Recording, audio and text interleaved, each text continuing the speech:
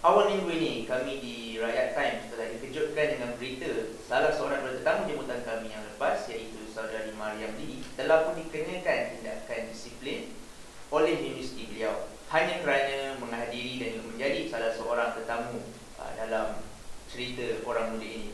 Kami di Rakyat Times dan juga termasuk saya sebagai host untuk rancangan ini bersimpati dengan apa yang menimpa dengan saudari Mariam, dan kami berharap agar kejadian yang sama tidak berulang kepada mana-mana student, mahasiswa dan mahasiswi negara ini yang ingin meluahkan pendapat dan berkongsi pendapat mereka tentang isu-isu semasa. Jadi pada minggu ini, tajuk pada minggu ini adalah tentang media sosial dan orang muda, dan bersama dengan saya pada hari ini ialah saudara Qayyum. Okey, saudara Qayyum, terima kasih kerana datang pada minggu ini, dan just hope that you tak kena apa-apa tindakan nanti dengan ibu majikan. Okay. Okay, so before we start, boleh tak you cerita sikit tentang background you and what actually you buat dekat media sosial? Latar belakang. Well, actually, I simply put am a user of social media. You can't really escape social media sekarang ni. So what I do is actually okay, what I do in social media is I currently work at a company that uses social media to connect with people, to create conversations. We create advertisements, we write, we manage the social media for some companies to make social media effective for them, for their business, for any projects that they want to do. And for me, myself personally, I am involved with quite a number of social media projects. Number one, I guess, I'm involved with English Jer. It's a teaching/empowerment social media platform where I use Twitter, Facebook, Instagram, YouTube, all of that to try to teach English. I also run offlywritten.com, in which I use social media to promote writing for young people, those who want a platform to write. So aside from that, I am personally an avid user of social media. I tweet a lot, I write a lot for anything that comes across my mind. Okay, so tadi you dah cakap yang kita tak boleh nak lepas ataupun lari daripada media sosial ni kan. So you as a user, pernah tak orang kata apa, and you pun sendiri dah join this activity as English Year, pernah tak ada menerima macam negative comments from them, ataupun sekarang ni dipanggil dengan istilah cyberbully sekarang ni? Ada tak pernah ada pengalaman ke apa? Well, actually hari-hari pun kena, especially in this one social media site. It's called Ask FM. It's pretty cool. You can go anonymous there and ask questions. So I get a bashing there a lot. Yeah, to answer the question, banyak lah. Contoh ada tak contoh yang you boleh ingat sampai sekarang, kalau aku ingat macam banyak. Dia macam I can't really pin it down. It's like every day macam poyo lah mamak ni, macam cakap English je, macam people come up to me and say, you're being too loud on social media, or why don't you ever shut up, things like that. People ask me to sleep, why am I awake, things like that. It's very weird sometimes. Jadi bila kau dah sendiri kena benda tu, so apa actually macam apa kau punya feedback, apa respon kau? Adakah kau balas balik diorang yang punya sama, atau macam benda tak ada apa, ataupun kau retweet balik diorang punya ke, atau Well, I have multiple avenues to address these kind of things. Kalau benda tu I think I can be really funny and reply, I would reply with something that I come up with, because social media is, a lot of it is your choice what you want to express, and like some politicians, they only pick battles they can win. I don't want to say who, but I try to adopt that kind of system, and sometimes I don't reply to them. Why would you give a voice to things that, I respect their right to say that to me. I don't have to respond. I don't have to say anything. It's their prerogative. And kadang-kadang I try to be evil juga lah, and publish whatever they say or retweet them, but in hopes that I give them the attention they want, and hopefully they will leave me alone afterwards. It never is the case. They will never leave you alone. But you try to be, my principle in this, social media is an extension of who I am. So I don't really want to say that there's a way to do it. If that's who you are, you do it who you are. For example, I want to be kind. I want to be kind to people. So even in dissent, I try to open the room for discussion, open the space. If they want to say negative things, yes, but put it in context. Put put it berisi lah, biar orang Melayu cakap kan. Biar berisi. Tapi itulah sebab since dah banyak orang kata apa macam kes-kes cyberbullying, negative comment apa semua. So ramai yang berpendapat kata macam kita sebagai especially from the Gen Y punya orang kata apa punya group ataupun sebenarnya dah orang kata Gen Z pun dah hadir sekarang ni. So dia kata benda ni dah jadi macam satu benda yang negatif lah. Media sosial digunakan sebagai satu orang kata satu benda yang negatif untuk benda-benda yang ni lah, yang benda-benda yang tak bagus. Tapi ada juga yang kata no, actually media sosial ni baik juga untuk orang. You can promo macam you ada buat aktiviti bahasa Indonesia and then ada juga yang buat business. So it's kind of like macam media sosial ni macam satu pisau. You boleh guna untuk baik dan you guna jadi untuk benda yang jahat juga. So what's your comment on that? Yeah, it's very interesting because we go back to the question of social media. What is media? Media comes from the word, medium. Satu perantara. There's always one weakness when it comes to any types of weapon. You say social media is like a knife, right? Berguna untuk potong bawang or kill someone. It ultimately goes back to the user because all weapons have an ultimate weakness that is the user.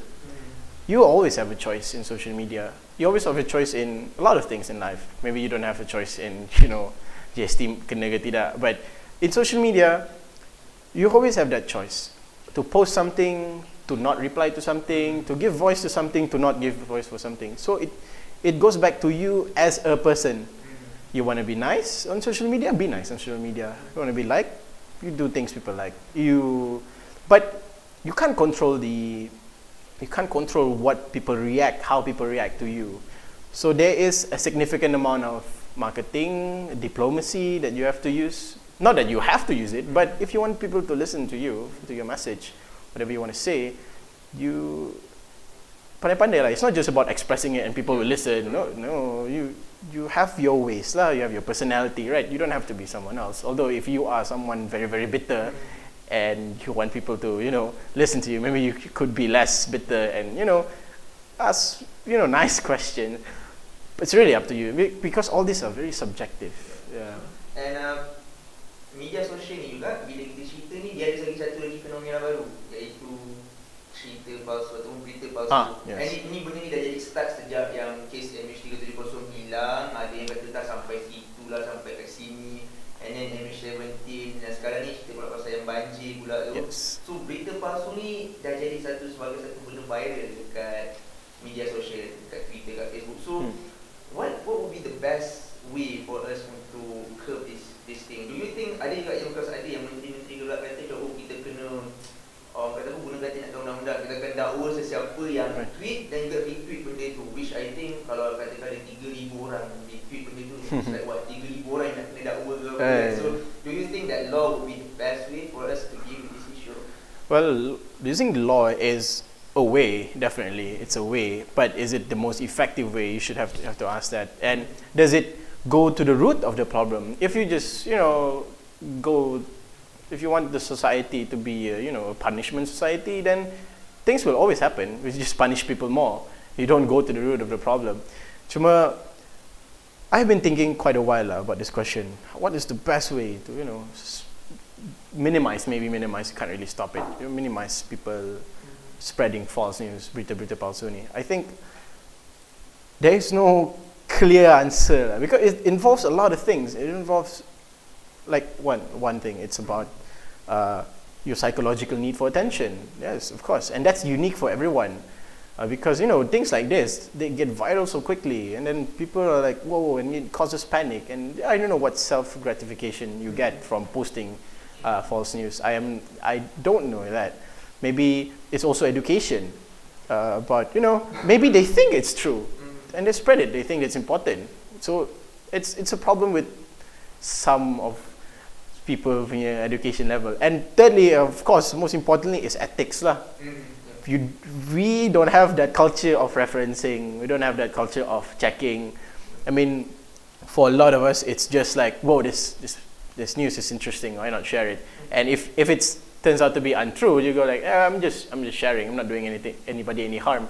But that's where ethics come in lah. You really have to recheck what you say, and this goes back also to education. I mean, if you don't have the means, you're not taught to always question the things you see, ikut je apa, ikut ni, ikut tu, but never questioning these things. So that's why we fall for macam I kena air Al-Quran yang kena makan anak-anak, things like that. That's why we believe them. You know, we have to strengthen these ethics, and I don't have a blueprint for that, but I think we can always start with how we handle social media ourselves. If we can curb this culture, it starts with us, one person at a time.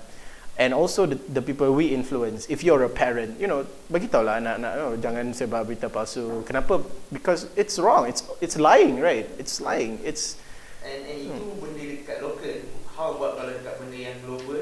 Because sekarang ni kalau benda global, kita boleh tengok dengan kewujudan IS, Islamic State, and there is a really serious issue that this group, they are using social media such as Twitter and Facebook actually to recruit orang-orang baru, and surprisingly orang-orang muda macam kita ni yang tertarik. So I don't know why diorang tertarik dengan you know this kind of thing, you know. So what do you think? What actually the main reason? Macam kalau macam kau kalau kau tengok macam what do you think kenapa kau tertarik nak join IS ke? Oh yeah, that's a very interesting question, because in that context you really need for certain things to fall into place before you are macam tertarik dengan benda tu. Maybe back home your sense of religion is taken away from you, or you don't have your sense of identity, and then these people come and then they say you can selamatkan Islam dengan cara macam ni. You macam, hey, that's my time to, you know, reclaim